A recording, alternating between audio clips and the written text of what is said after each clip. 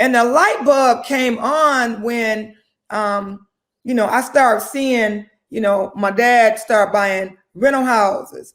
My dad was going to get a car, and I started looking like, wow, I want to be able to do that. I want to be able to go get what I want when I want it. That's what I want. But I didn't know how to actually do that.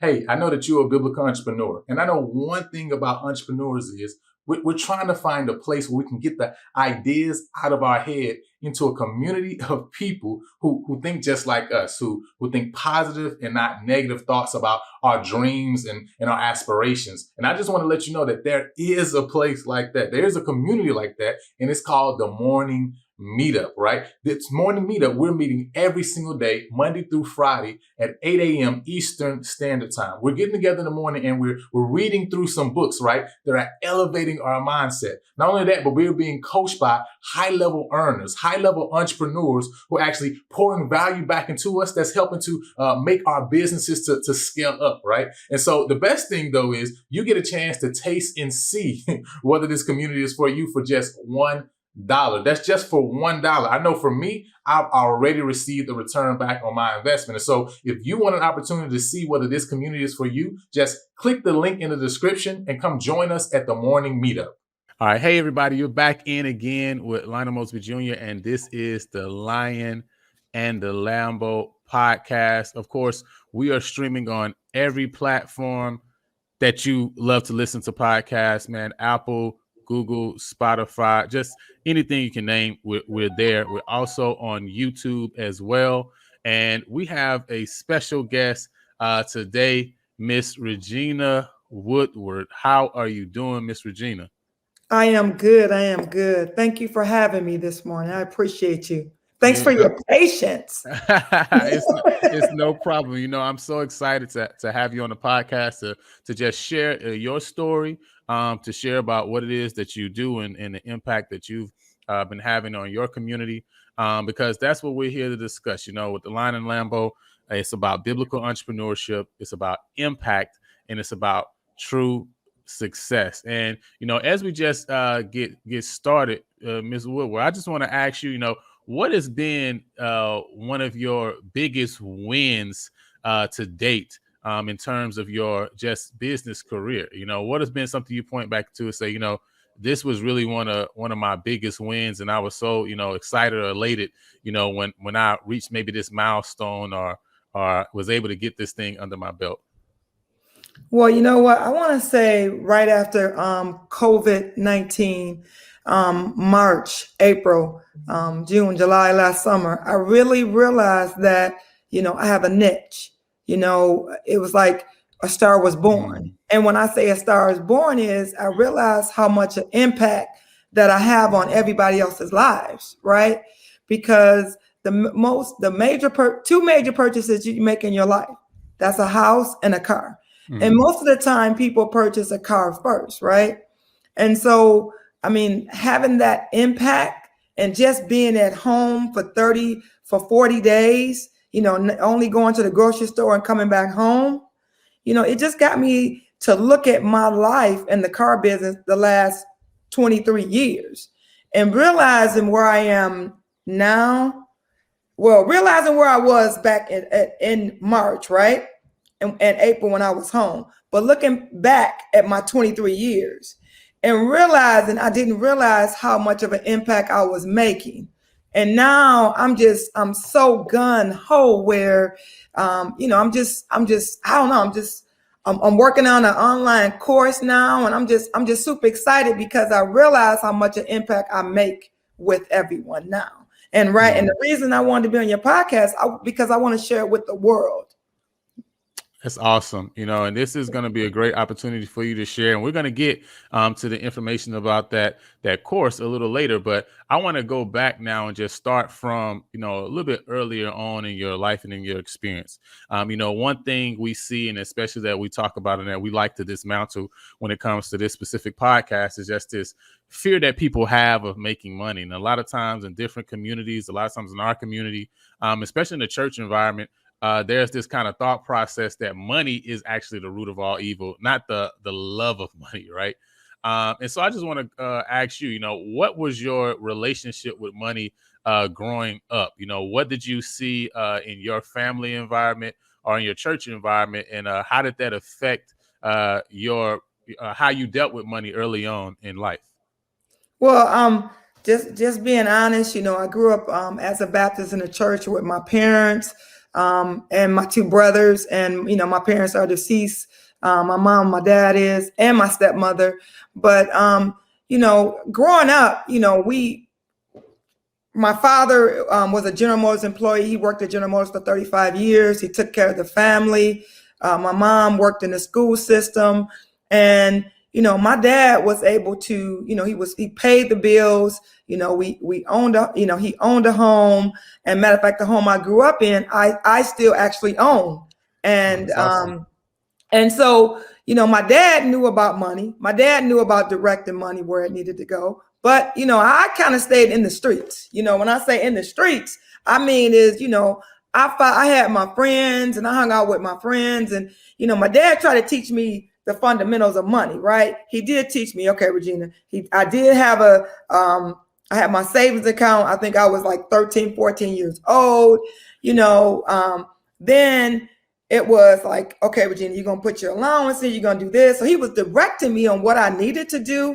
But the kids, I did not do it. I listened, but when I got to be at that 18 and I graduated from high school, because, I played basketball, but graduating from high school and then being able to get a 4-year scholarship to go to college to play basketball, I really didn't, I kind of I was growing up, but I really didn't listen to my dad when it came like, okay, you need to direct your money. You need to tell your money where it needs to go. And when I didn't do that, when I went to college, I got those credit cards and I used them and I didn't pay them. At one time I thought, where's that money tree in the backyard? Dad, you got this money. Where's that money tree? Right. So I grew up as a Baptist. My dad taught me and my mom taught me where to put my money, but I did not listen. Right. And so but when doing that is, I did when I was 18, 19 years old, I was listening, but I wasn't listening.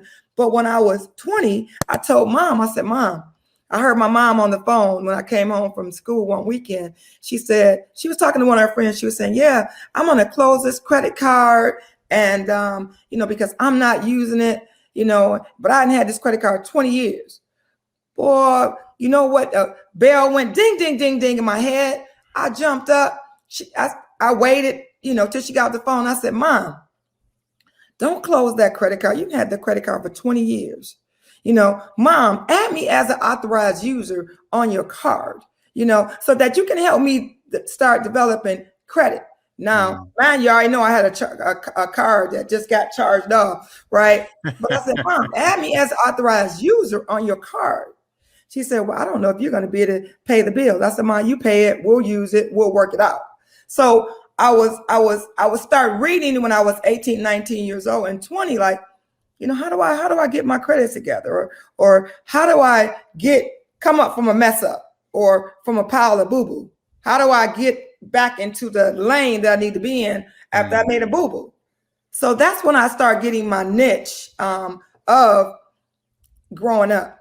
I know I always give you a long story, but I always believe in giving. Oh, no. That we love the stories here because, the stories help us to really retain the information, Yes. And that's one thing we always say, the Lord puts everything as a narrative all throughout the scripture. So it's something to telling stories, right? And putting principles inside the stories.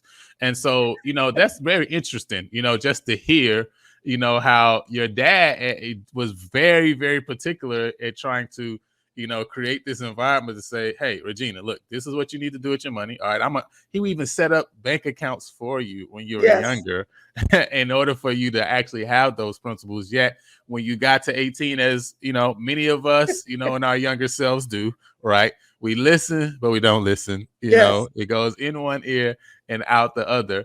And so you got 18, you started using these credit cards, but now you get to the point, you hear this conversation with your mother, you say, oh, whoa, mom, make me an authorized user, right? You know, so what was it the fact that you had what brought you to the position where you started wanting to get some more information on how to build credit? Because you're in school and you started just kind of grab these credit cards that have been offered as many times, you know, these companies go to school and do these things, you know, offering free pizza, sign up for credit cards, right? But what was it that you saw? What happened that made you say, I need to now learn about building credit? Was it a particular situation, or did you kind of get something in the mail that showed you like how much you owe? Like, what was it that actually made you say, okay, I need to actually fix this? That's a great question, because you know, when the mail came, you know, I did one of these. You know, I was like, I'm not opening that up. I already knew what it was, right? And so I was one of the many people in America that get bills, right? And didn't open them up. They would sit there, and my mom would say, you have mail, because even though I was living on campus, right, I still used my home address. Right. So my mail at home was stacking up. And my mom and dad was like, well, Regina, what's you got mail over here? What's going on? So mom and dad kind of start opening up my mail. You know, it's like, okay, well, what's going on here? And the light bulb came on when, you know, I started seeing, you know, my dad start buying rental houses. My dad was going to get a car, and I started looking like, wow, I want to be able to do that. I want to be able to go get what I want when I want it. That's what I want. But I didn't know how to actually do that. So I started talking to my dad, just doing a little bit of reading on the internet. You know, internet wasn't huge then, but I was doing a little bit on the internet, and then I was getting books. I was going to the bookstore, you know, and I wasn't necessarily back then like paying attention like the different authors and different title of books back then, but I just started doing a little bit of reading, because I was one of those people, right? Or, you know, where when I got my first house, I wanted that $500,000 house on a shoestring budget. Right, you know? right. You know, or I was one of those persons who wanted that Range Rover, right? And on a shoestring budget, because I knew I could afford it, but my credit didn't show that I could afford to pay it. So it's a difference. I just gave you two nuggets. Right. I wanted what I wanted, right? I wanted that $500,000 house, that $400,000 house. I wanted that Range Rover, but my credit, I didn't have the credit to suffice that. It didn't show that, okay, Regina, you had this $30,000, this $40,000 loan, but you want to go get an $80,000 loan on, or at least on a Range Rover, or you want to get that $400,000 or $500,000 house. I didn't have that, because the mindset that we have right now is, we got the mindset is, oh, I can afford it. You know, don't tell me what I can't afford. I can afford it. I know what I make, but you haven't displayed it. So it goes back to the fact that you got to start with that little car, maybe that you don't want. You know, back in the day, I mean, I remember when I got my first Grand Am, you know, Pontiac Grand Am. I started working at the dealership in 1998. My Pontiac Grand Am, that, guess what? My dad had to put in his name when I graduated from college, because I could not get it in my name. And, you know, and I didn't want to, my dad was like, I'll co-sign. I was thinking to myself, oh, no, you won't, because I already knew who my credit was. And I didn't want to open up a bag, a can of worms, right? Right. So I had to start with that Grand Am, then work my way up to what I wanted. Because here's the thing with me is, if you tell me I can't have something, then I'm going to figure out how eventually I'm going to be able to get that. Yes. So my whole point is right now, it's like, you know, if you're going to look for a vehicle, and it doesn't matter what state you're in, you know, if you never purchased a vehicle before, or you have bruised credit, you went through a divorce, maybe someone passed, maybe you lost your job, maybe just life happened, right? You get that car, you know, you date that car. You don't marry it, You know, the only thing you want to do is marry your spouse, you know. Right. So you date it and then you get out of it. And that leads into my course, you know. So doing that is you just with the house, you know, eventually I did get that $450,000, $500,000 house, right? And then after I got that, guess what? What? It was nothing. It was like, okay, I got it. No big deal. It didn't matter, you know, because it's like when you buy a new car. 2 months later or 30 days later, after you make your first payment, the new smell is gone. New smell's gone. You come into reality after you make that first payment. But I strive on a person telling me no, and then I figure out how I'm going to get it. That's powerful though. You know, it's that I know there's going to be somebody out there who's listening to this podcast. You're a younger individual, maybe in high school, you may be in your college years right now. And from all this information, what I want you to grasp and understand is that if you have a parent, a mother, a father who is giving you instructions in regard to finances, one, I want you to understand that you're blessed, right? And I want you to understand that you need to give a listening ear to them, because what they're trying to do is help you to avoid situations that they have maybe been in or been through, that they've seen in other people's lives and experience. And you don't want to have, there's no reason that you have to go through these periods of a lull and then figure it out. You can just figure it out by looking at other people's situations, right? So I just want you to keep that in mind. Another thing is, maybe you don't have a parent or a mother or father who had a great, dealing with money. Maybe you're older and even your friends and people around you don't. What this is teaching us is that we need to get into different environments. We need to get around people who have an understanding of money, because I like what Regina, you have presented and said that you saw your father going to get rent houses. You saw him doing things that opened up a desire in your heart to be able to do similar things. And a lot of times, if we don't get out of our environments to see people who are having success in different ways, it's impossible for us to even have a desire to grow inside of us and to change our thinking and mindset and to do better. Now I want to go to a different place, right? Because I want to find out. You said your dad worked at GMC, which is very interesting, right? General Motors. General Motors. Excuse me. Let me correct myself. General Motors. He worked at General Motors, right? But then now we're knowing you as the queen of car loans, right? And so I just thought that was very interesting. How did you actually move into the direction to where now you got into the car industry? What was it that set your feet in that path, and how did you start in that direction? Wow. You know what? I'm gonna take you back to my journey. Take me back. When I went to college and I graduated my bachelor's, I got my degree in sociology. I have a bachelor's in sociology. I have my liberal arts in psychology. And with the sociology, psychology degree, it's dealing with people. It's it's all about the people. I wanted to be in the social work field. And I was playing basketball. I was very competitive. I was number one rebounder in the nation. Okay. I got the record on the wall still at the junior college where I went to, where 29 points a game, 29 rebounders. I mean, I was a real hustler when it came to basketball. So that being said, I was very competitive. And then I sold clothes for a while at the local mall, and I was competitive with that.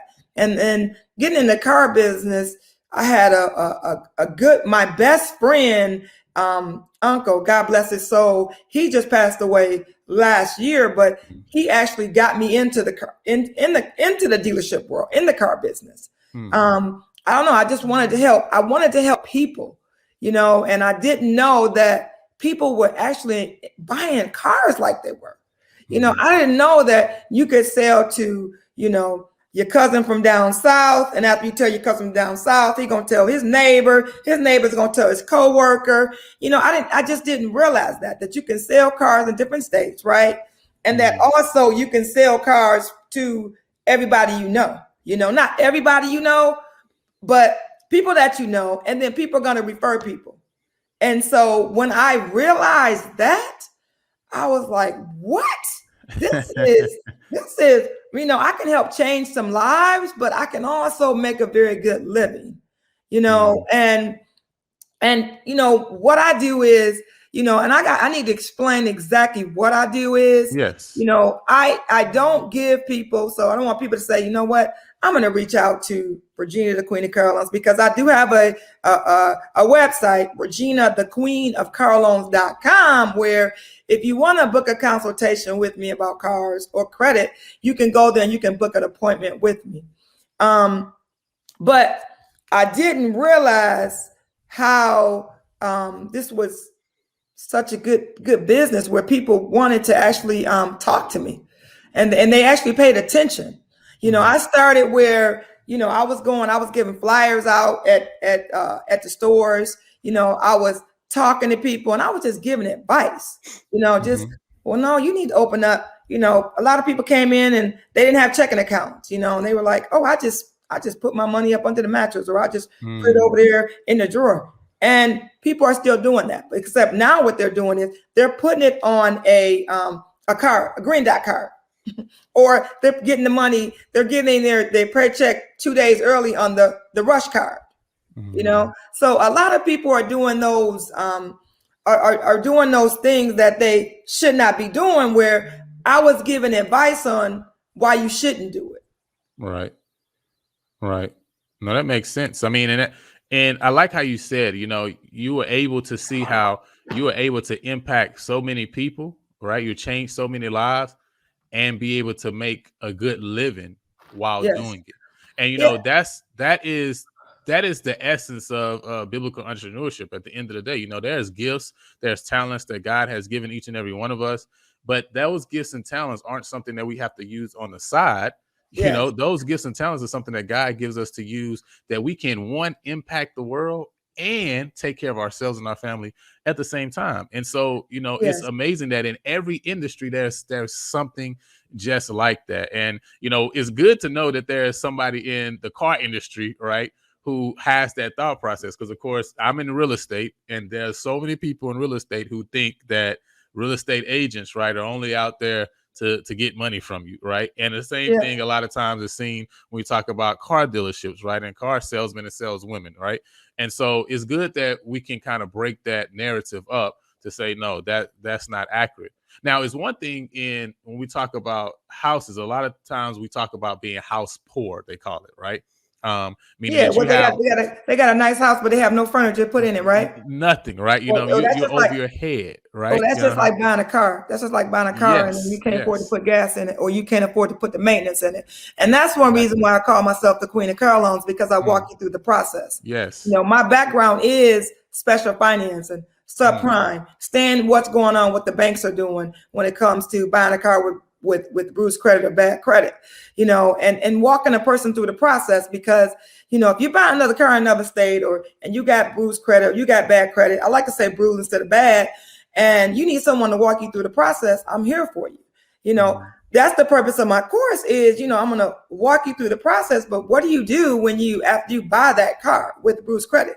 You actually you go and hopefully you belong to a credit union, right? If you're in the double digits on your interest rate, you need to take yourself to a credit union. You need to join a credit union, and that goes back to, again, when some people get cars that really they can't afford, right? And they are, what you said, house poor, they're car poor. Car poor, yeah. Because they can't afford the maintenance. That's just like getting a Range Rover. And did you realize Range Rover oil change is over $100? You know what I mean? Did you realize that? Did you realize a part on a Range Rover is not going to be the average part like a General Motors product?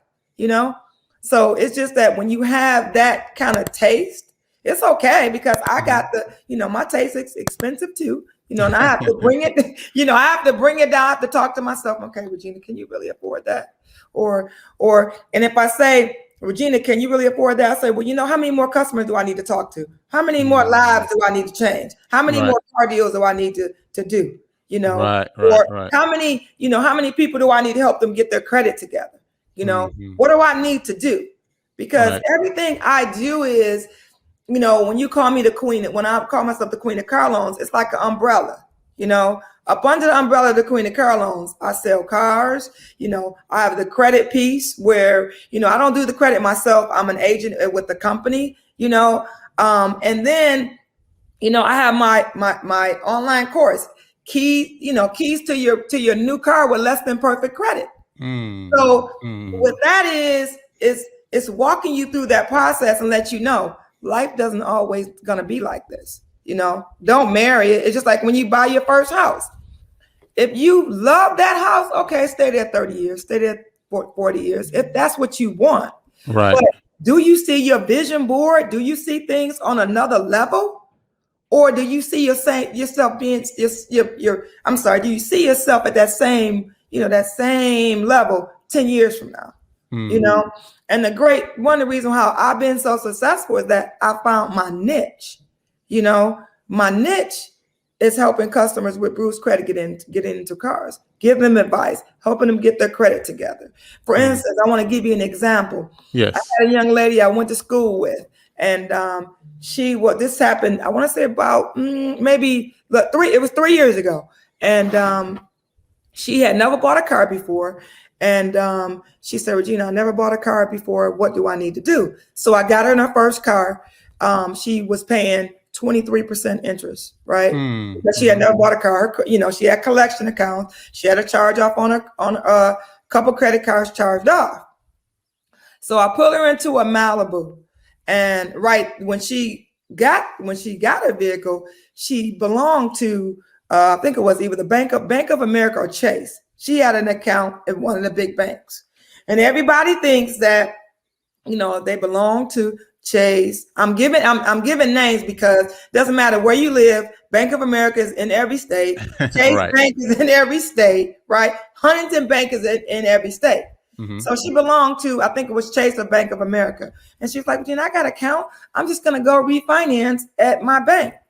And I said, Sweet Pea, you know, we're going to, you know, me and you we're going to have a conversation after you buy your car. So what I want you to do is, she ended up calling me like the next day because she was super excited, right? And I took a 15-minute consultation with her, right? And we talked, and it was a free consultation because she bought a car for me. And I said to her, you know, you belong to the big three. Okay, you can keep your account there, but you need to go over to your local credit union. So I gave her the name at a credit union, and she went to go open up an account. And I told her she put $1,000 down with me, right? Not with me, but with the bank, right? And 6 months later, she was able to refinance her car. And she went from 23% interest to 9%. She went from double digits to single digits. Now, is everybody going to be able to do this in 6 months? No, you know, they're not, right? It may take a year. You know, it just depends on your credit situation. But she had just got hired in her job. She was working for a temp service. She got hired in and she was working a part-time job. She refinanced at the credit union. So she went from 60 months on that loan payment. She shortened her term to 48 months because she called me for advice, right? And so she cut her payment in half. And wow. Guess what? 2 years later, I was working at a Ford store, and she had my personal number, my business number, right? But she couldn't find me because I left where I was, right? And what she did was she Googled me. She Googled Regina, the Queen of Car Loans, and it showed up where I was. And she called me and she said, Regina, remember me? And I said, yeah. She told me a situation, whatever. And of course I remembered it, right? I don't remember everybody, but I remember their situation. Right. And she traded in the Malibu. She got a brand new Ford EcoSport at 3.99%. Wow. This is 2 years later. 3.99%. Wow. And her credit score, now let me look close on this one. Her credit score was like, I think it was 750 or 780, and we pulled TransUnion. And I was like, what? I said, look at God. Look at God. Amen. Because she followed every step of the way. Now, she did text me in between the times where, and then she forgot that she had been texting me, because I said to her, do you remember texting me? Like, you talked to me a day after you got your car, you text me in between time. She said, I got a new phone. I forgot. A lot of things been going on. But when I saw her credit score, when I put her in that new car, I did a happy dance. And you know why I did a happy dance? Because she followed the system. She followed everything. But with that is, a lot of customers, she stood out in my mind because she kept in contact with me. A couple months ago, she called me because she was having some problems with her Ford, and they were kind of giving her the runaround and were not getting a rental. And I'd explain to her, because of COVID and the chip problem, right? Is that, they're not going to have a rental for you, even though you have a warranty and you have rental coverage. You might need to go to outside source like Enterprise or somewhere else and try to, have them get you a rental.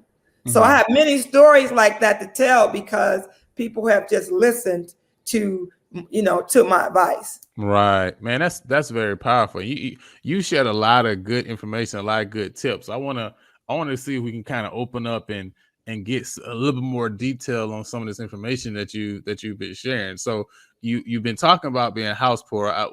What are maybe a couple questions that somebody that's going to look for a car, they're searching for a car, other than outside of they need to set up a consultation with you, right? And of course, that information is going to be in the description of this podcast, wherever you're listening or watching. But if somebody was to ask, okay, what are a couple questions I need to ask myself before I purchase a car to make sure that I'm not going to be car poor, what would those questions be? Well, you want to do your budget. You want to look at what you bring home, not your gross, not before taxes, after taxes, your net. You want to look at your net, what you bring home, and you want to look at all your other bills. You want to look at your household bills. You want to look at your rent, or if you got a mortgage. You want to look at, whether you have credit card bills. You want to look at your whole budget and just make sure that you can afford it, because what happens is that individuals figure that they can afford that $450, that $500 payment. But did you consider insurance? Did you consider maintenance? Did you consider that, maybe what you need to do is you need to get you a second job, because you can't afford that car that you can't afford the car that you really want, or the car that you can afford, the banks that you can afford. Maybe you need to go get a second job in order to actually suffice that, because that's key. Because, sometimes right now, just because of COVID, people are paying more for their car than what they usually pay, meaning that, cars the prices are higher than they were before COVID. Interest rates are higher because these banks know that people need cars, right? So they're sticking it to them with the interest rate, right? Because they know you need a car, and they already know that your credit is different. So if anything, you need to look at your budget, what you can afford. That's the one thing, what you want to look at. Then you need to really start seeking out, what kind of car do you want? Do you need a 2-door, 4-door car? Maybe you got a family, maybe you need that crossover. Maybe you need that minivan, or do you need a truck? What are your needs? What are your needs and what are your wants? Have that need column and have that want column. Right. And you put that together, with your budget, what can you afford? But one thing I want to tell customers is that you should have a car account. You should have an account, not necessarily where you bank at right now is. I'm for the credit unions, because credit unions are for the people, by the people. Let me just repeat that again. Credit unions are for the people, by the people. Right. Banks are shareholders, corporate. They're that. Now, do I belong to a big bank? Yes, I do. But I belong to a credit union. So if I need some money, I can go and I can get money from my credit. If I need a $5,000 loan, $10,000 loan, they're going to look at my money right there and say, oh, yeah, Regina has really paid her credit card bills on time, or she actually did this. So I'm going to be able to do that. So in other words, I'm going back to get an account at a different credit union or different bank, right? Where you have a car account, where your money, because if you're not used to paying that car payment, then why not have your money coming out your check, going to a different bank, where that's your car payment account, or that's your maintenance account, you know? So that's how I know that was able to help me get through where my mind was like, okay, Regina, you want this, but how are you going to be able to pay for what you want?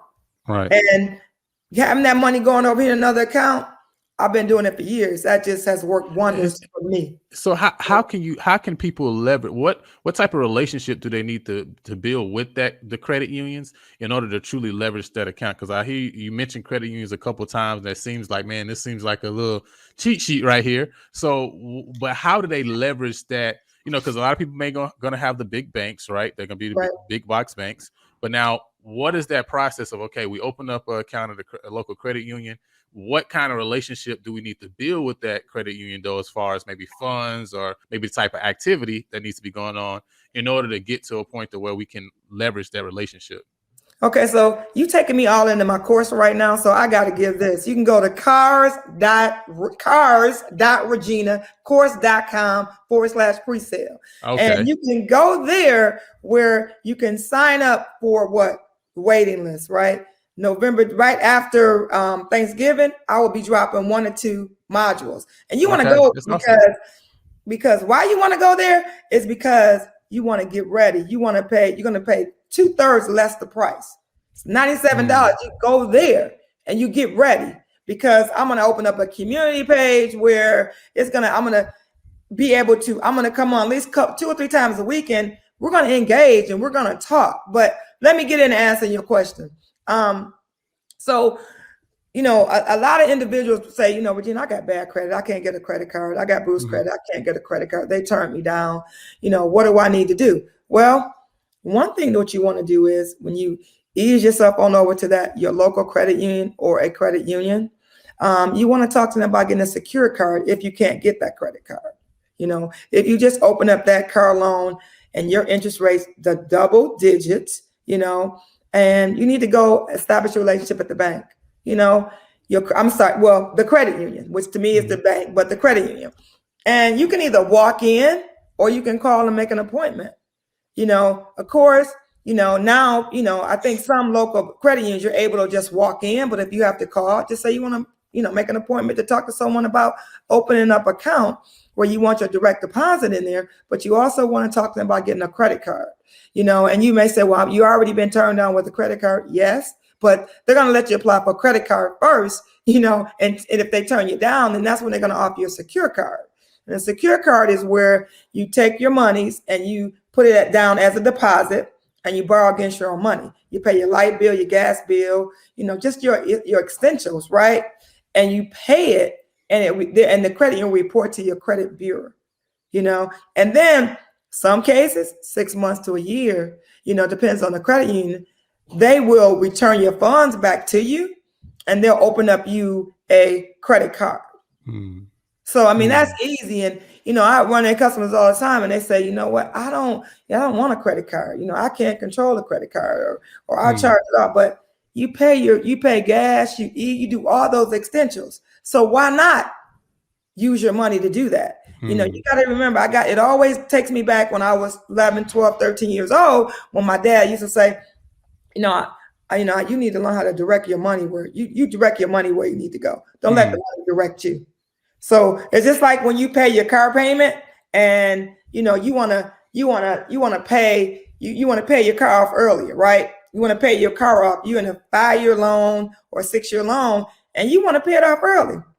Now, if you make your regular car payment and then you just send a little extra and you put it there, they're going to take that off your regular payment.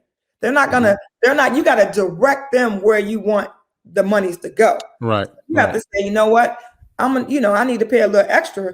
I want to pay a little extra on the principal balance of my loan. And then you tell them. So I always give you a long story, but going back to the credit union, just no, the stories are good.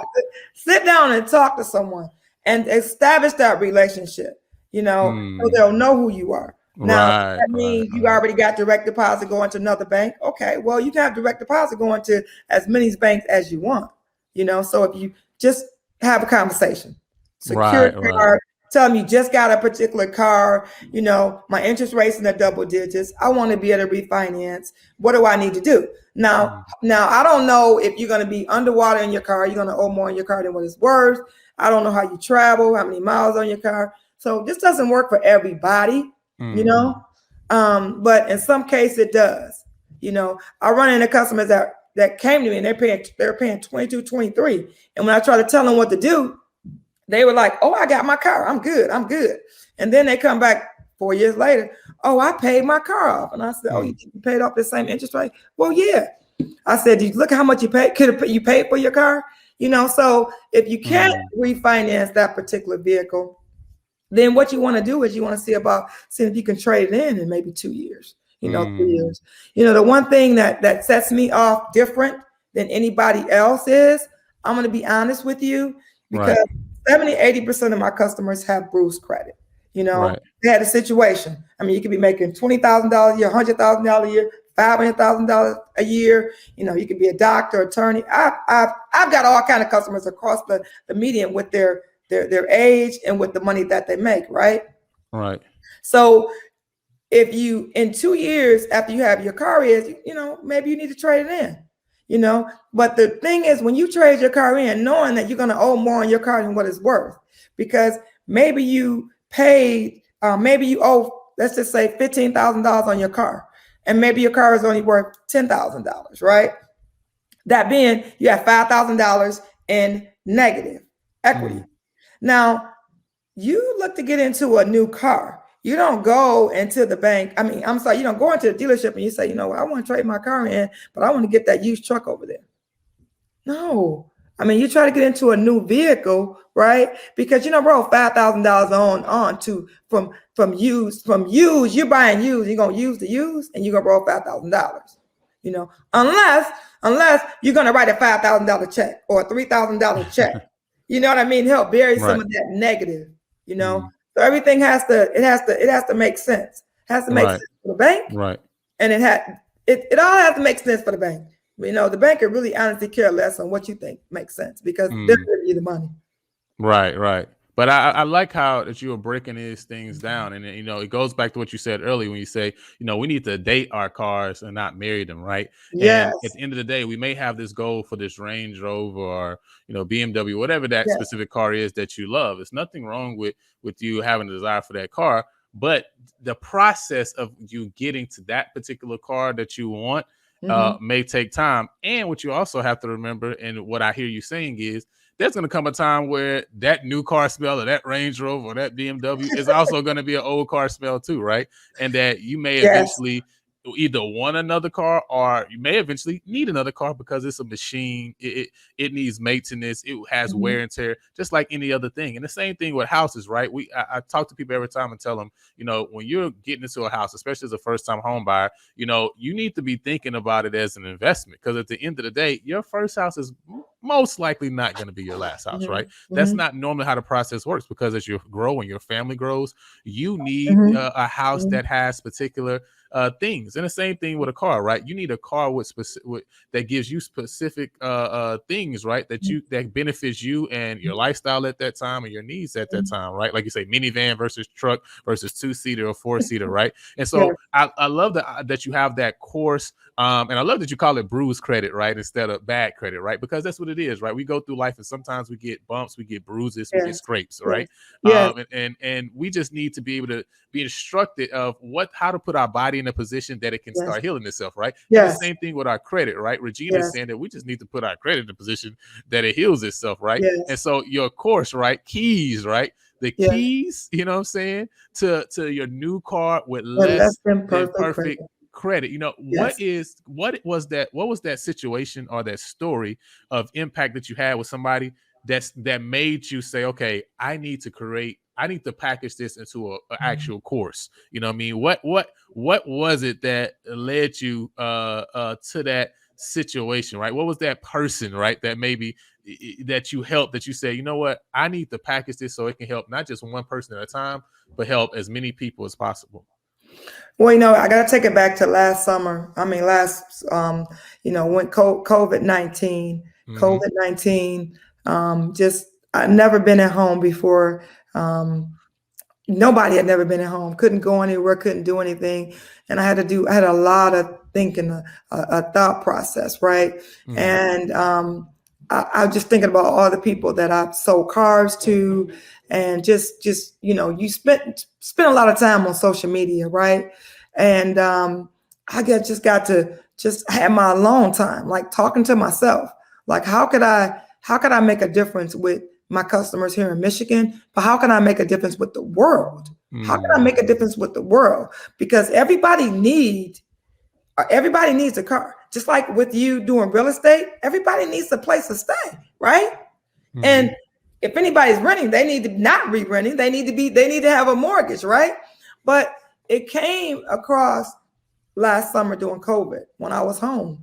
I was the first time in my life that I ever collected unemployment. And I didn't even get my unemployment. I went back to work 2 or 3 weeks later.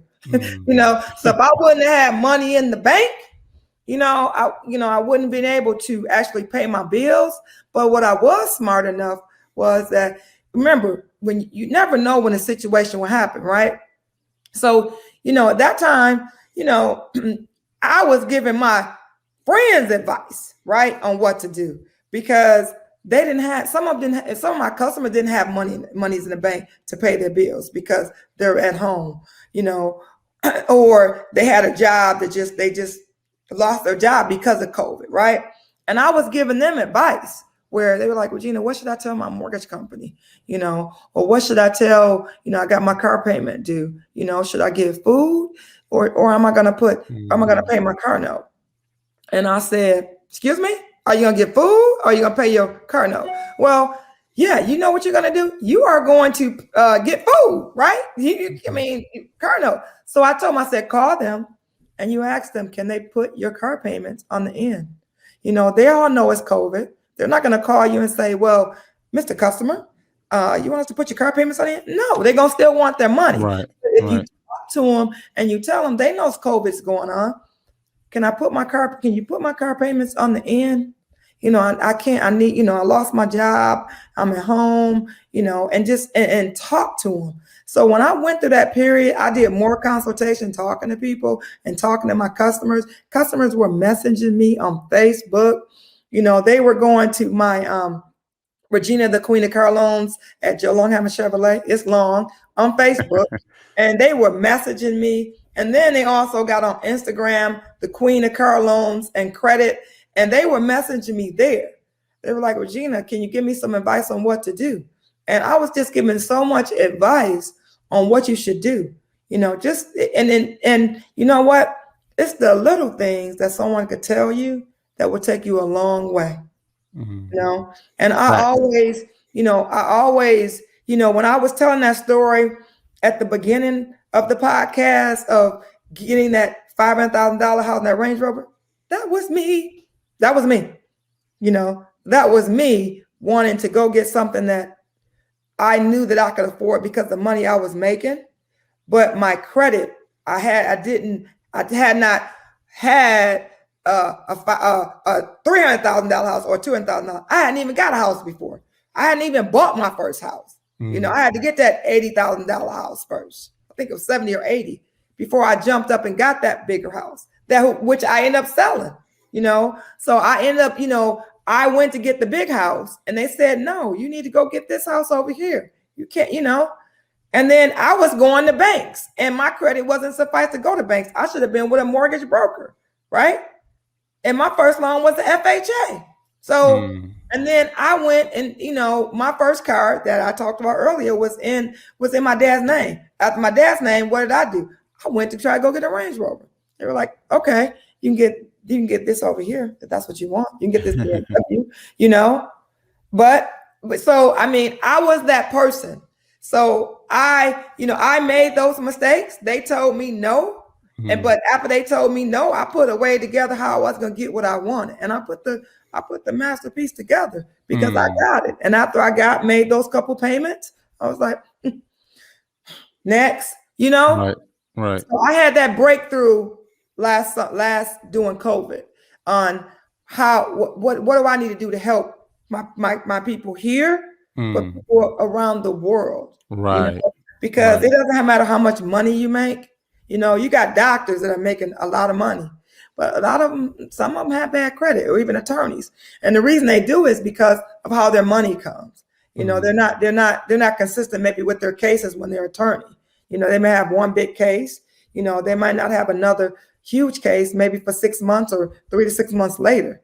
And then the other small cases that they have, they're just able to pay their gas, lights, you know, live, pay their rent, and then do some other necessity things, that the extensions that they need to do. So my breakthrough was was during COVID, and that's why I'm on fire now with you. Right, So I mean, you know, it's now of me just realizing, hey, it's time to get the word out. It's time to make the world understand that, you know, we get these car loans. We don't marry them. We date them. We don't marry them. We date them. We just You date know, them. we just date them. You know, you take care of it. You wash it. You do your maintenance. You know, but then don't fall in love. You know, don't. Especially if you have bruised credit. Don't fall in love. You know, you get your credit A1. You get the 750, 800 club. Then you know you can do what you want to do. You can marry it, date it, or whatever you want to do. Now, quick question. So I know that there are different, you know, earlier you talked about that you pulled the TransUnion credit report, right? And I know with these different credit bureaus, there's different report types, right? What specific report is being pulled when somebody is looking for a car loan, right? Which may be different than, for example, them looking for a mortgage or them looking for another type of revolving credit line, right? What specific one is being pulled so the individuals may know exactly the one that they need to focus on when they're kind of doing their, when they're kind of searching and researching their credit situation, they can know exactly what they need to pay attention to when they're looking for that car loan. Well, you know what, I work at a GM store, and you know, we pull TransUnion. You know, most of our banks pull TransUnion. So I can't say what other dealerships or what other banks, you know, I don't know what they pull, you know, but we pull TransUnion. But let me just say this, because this is famous now, because everybody's reading on the internet. Everybody want to be all this educated and really want to know everything. But if you just figure out how you can get your bills together, get your payments, you know, your credit right, you know, because everybody has a situation, because I've had a situation too. My credit has not always been A1, just so you know. But what you don't want to do is focus on getting your credit, your situation. Don't focus on calling the dealerships. Okay, well, what credit union, what credit bureau you pull? You pull TransUnion, you pull Equifax, you pull Experian.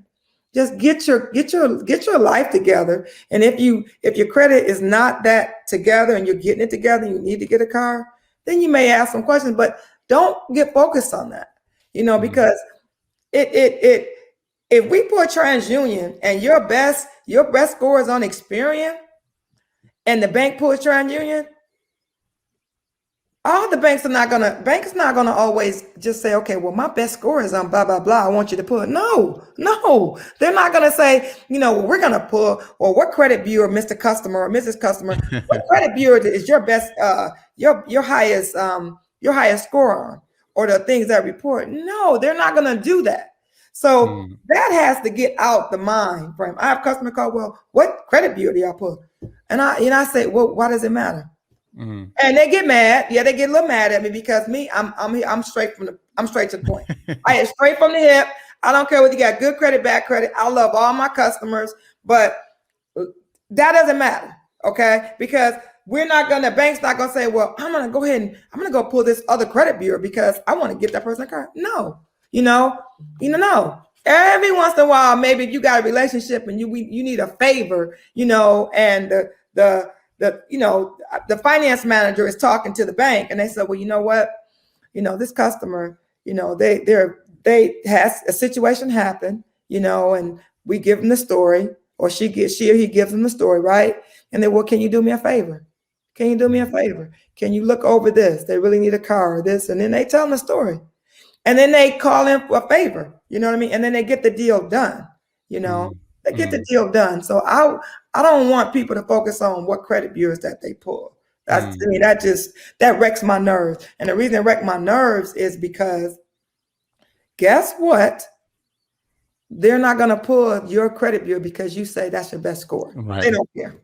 So build all of the credit bureaus up. Yes. Make sure that everything That's is it. A1 and in Yes. your better position. Now, what's that link again for that course pre-sale that you're doing? Okay, I had to grab it over here because my mind just all over the place right now. I just get excited. But it's cars, Okay. CARS dot Regina, REINA, course COURSE.com/presale. Right. Or you can Google me, or you can always go to my website, Regina, the Queen of Car Loans, too, and Gotcha. do a So that's consultation. multiple ways that you can get in contact with Miss Regina to sign up for this pre-sale for this course. Of course, like she said, 2 of the modules are going to be coming out on Thanksgiving. So perfect timing for you to be able to get that information while you're not just by yourself, but you're going to be with your family, with other friends, right? Sitting around, eating all this food, right? Watching games and all that stuff.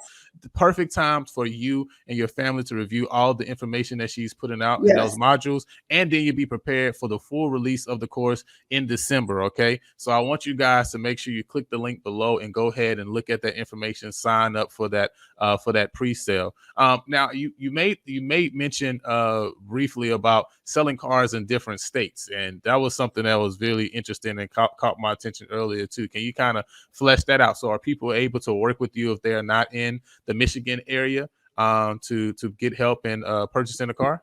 Yes, you know what? I'm working with someone right now is if I don't have the car on my lot at my dealership, we have a Chevy store, Buick store, and a GMC store, but I have met other people through Clubhouse, the app, right? Where, if you want that certain kind of car, then you can get that particular car and you can get the car delivered to you. Wow. It doesn't matter. Cars on delivery. Yeah, cars on delivery. The car, cars on delivery. Now, I got to be careful on how I say that, and because I do work for a dealer that pays me, and he supports what I do, but I do have other options to help people in other states. So yes, they just have to contact me on one of my social media platforms. And, tell me what they want. If you're in a different state, tell me what you want, and just, but be prepared to do that credit application so that you can get pre-approved and then, put some car options that you want. And you can get service from the queen. Hey, the queen of car loans. Hey, so we're going to just pay some bills real quick and just talk about one of our sponsors. But after that, before we close, Ms. Regina, I want you to just help some people out there, right? There are some people who say, like, I'm in the looking for a car right now. I'm looking for a car immediately, right? And me or my wife or both of us, we're looking to go to a dealership soon. We want to win this negotiation, right? I want you to help us as we close out, just giving some tips that can help some people, right, as they go about negotiating for the car that they're looking to purchase. So, but right now, I just want to go and just tell you about one of our sponsors, Tentmakers 101. This is Tentmakers 101, where Christian principles are fueled by business practices. Christian principles fuel our business practices. And I know you're saying, well, am I a tent maker? And yes, you are a tent maker. If you have a product, a service, a gift, or talent, right? If you have anything that you're doing, right, and that you say, I want to be just like Jesus and take my gift and talent to impact the world, and guess what? You are a tent maker. And right now, we're gathering together on our Facebook community, Tent Makers 101, and we want you to just join with us as we seek to foster growth, collaboration, and strategic partnerships in order to grow our businesses and to grow your revenue. And so again, we're on Facebook under Tent Makers 101, where Christian principles fuel business practices. So Miss Regina, I want you to just close us out just with a couple nuggets, right, of people to help people as they're negotiating their car, right, price that they're looking to get with the dealership, maybe who are going this week, right, and saying, I'm going to buy a car this week after I listen to this podcast. So help me out with how I can best go about negotiating that. Well, you know what? If you're going to buy a car this week right now, let me just be honest with you.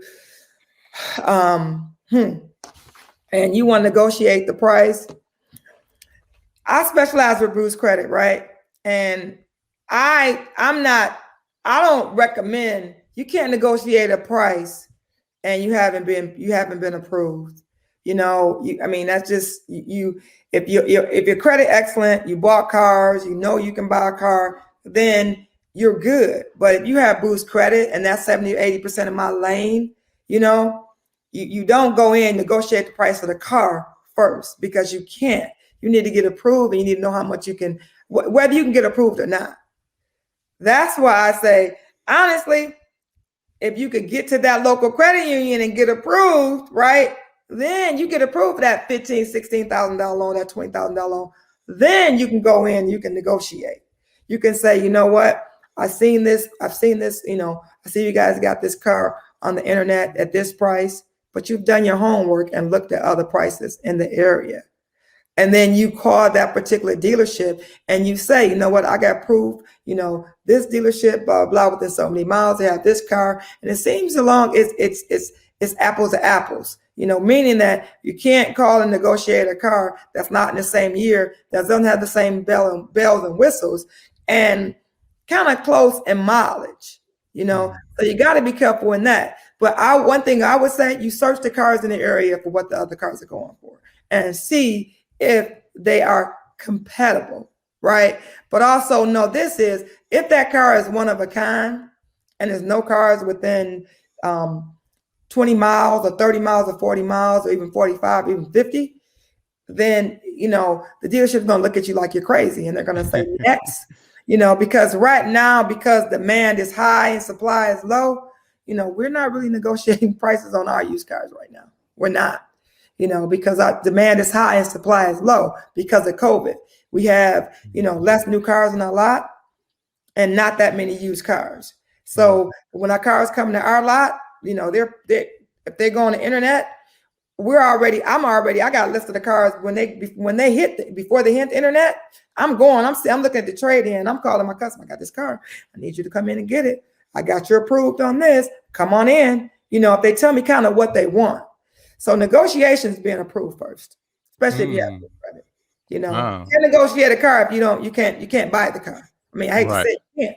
I tried that. That's when they told me, Regina, you can't get that Range Rover. You don't know if you can get this is what you can get. All right. So there's no negotiation if you're not approved. So first thing I would suggest, you get approved, then you negotiate, then you do your homework.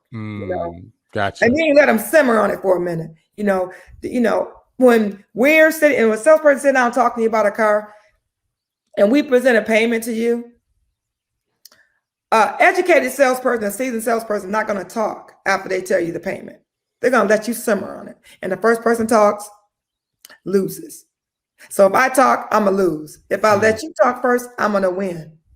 Because in your head, you're thinking about how you can make that payment, So I know every time you ask me a question, I always give you a little bit more because I always. Oh, no. We love a little bit more here at the Line and Lambo. So, man, I want to thank you, Miss Regina, for coming and just sharing your expertise, for just telling us, especially about your courses you got coming out, because a lot of people do have bruised credit, right? Not bad credit, but bruised credit. Yes. And so they need some assistance in being able to help them to get to that position. And how much, again, is the pre-sale? It's $97. $97. Look, for $97, you're able to get a connection with the queen, right, of car loans, right? One time fee, right? And you know what? You're getting in early, and you're getting it for only a third of the price, right? And so you definitely want to get in early, right? So that you can connect with Miss Regina. And again, this is the Lion and the Lambo. I thank you guys for joining in. Make sure you subscribe to the YouTube channel if you're watching us on YouTube for the visual. If you're on Spotify, Apple, or Google Podcasts, and make sure that you subscribe to the podcast, because we're coming out weekly, having that conversation with other biblical entrepreneurs as we talk to them and understand their impact and the true success that they're having in their area and in their field of expertise. So again, we just want to thank you guys and want to say, hey, have a good day and go kill it this week.